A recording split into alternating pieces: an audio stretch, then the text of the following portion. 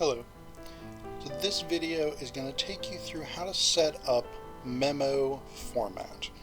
So memos are a traditional, significant part of business or professional communication. They're somewhat less crucial nowadays as more and more communication goes digital, especially through email.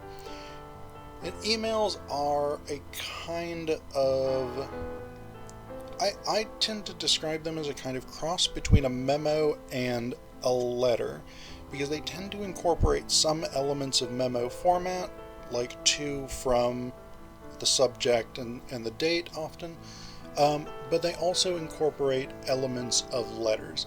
But this video is going to focus specifically on memo format, which again is a very traditional, very significant part of business and professional communication. So this sheet is actually set up as a memo. So this gives you a sense of how this should look. So one of the first things, and I'll put a disclaimer on this, that not all memos are necessarily formatted exactly like this, but this is a basic template that will be pretty universally recognizable as memo format, at least within Western businesses, Western professional writing settings. So the first thing that you want at the top is a title. So this can be memo, memorandum, inter-office correspondence, message, something like that, but it's going to be listed in caps lock. It may also be bolded, as we have in this case, and usually it's going to be centered. So you can click just this center tab on paragraph here if you're working in Microsoft Word, which I do recommend for professional communication. Sometimes the title will be flush with the left-hand margin, but very often it's going to be centered. So below that you have a set of heading information. So the typical heading information is to, so that would be who this is addressed to, from, which would be your name, or in some cases the name of your office, if this is, say, coming from a human resources department or payroll or vice president of a company or something like that. You might list just that position rather than your name, but that really depends.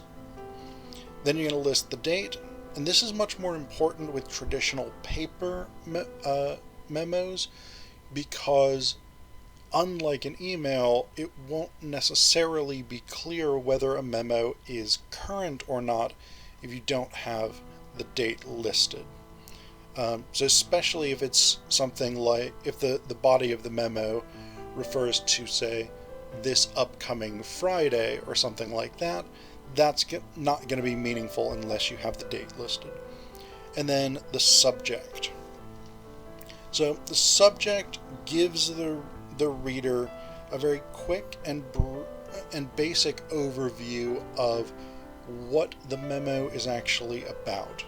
So this is a really useful tool for readers in terms of figuring out whether or not this memo is actually relevant to them, along with the to line. If you're the addressee or a member of a group who's being addressed, obviously that tells you this is for you. When you're setting up this heading information, there's a couple of things you want to note. The title lines for these sections should be in caps lock, the same as the title for the overall memo. So to, from, date, and subject should be cap locked. Often they'll be followed by a colon, but that's not necessarily always the case. Sometimes it's just a blank between them. It doesn't really matter one way or the other with that. The other thing is you want to think about spacing. So I've added an extra space between all of these, which is a traditional way of doing this, but you can also format it so that the lines are one on top of the other. Either way can be correct. Then when you get into the body of the memo itself, this is going to be organized in what we call block paragraphs. So block paragraphs are not indented, so the first line of each paragraph is going to be flush with the left-hand margin, the same as all subsequent lines within that paragraph. The body of the memo is going to be single-spaced. So you can see here, these paragraphs are single-spaced. Again, if you're working in Microsoft Word, you can go into the paragraph menu. So you find this little diagonal down arrow guy here in the paragraph settings, and then you want to select single line spacing. Some versions of Microsoft Word will default to multiple, so you do want to make sure you change that. In order to indicate paragraph breaks within block formatting, you're just going to skip a line. You also, within the paragraph settings, want to make sure that this "don't add space between paragraphs of the same style" button is clicked, because otherwise it'll end up adding extra space. So you want just one space, one line between paragraphs. The text of, or the font and style of the memo are really up to you. In professional writing, business writing, there aren't sort of hard and fast font and size rules the way that there are in academic writing. What you want is something that's readable, both in terms of the font style and in terms of the size. I really like Bell MT, but there's nothing inherently better about that than something like Calibri or Arial if you want a sans serif font. And I'm going to do another video on the differences between serif and sans serif fonts. Or if you want a serif font, something like Garamond or Georgia are pretty good fonts to choose from. Again, I just happen to like Bell MT, but it's not necessarily better than anything else.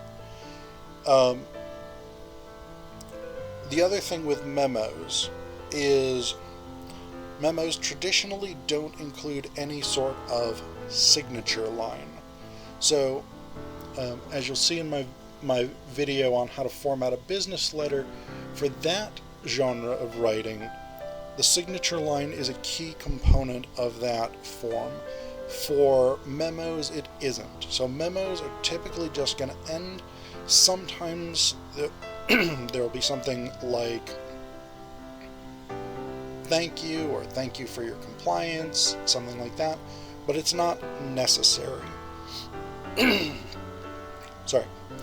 Similarly, a memo doesn't usually have a salutation.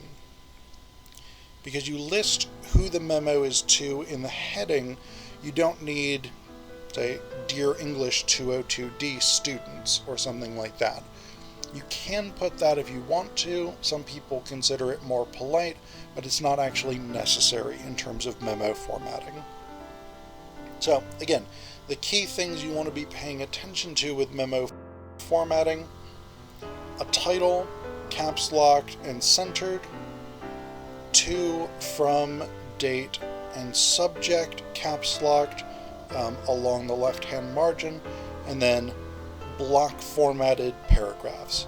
These are your key elements of memo format, and if you use those, you generally won't go too far wrong.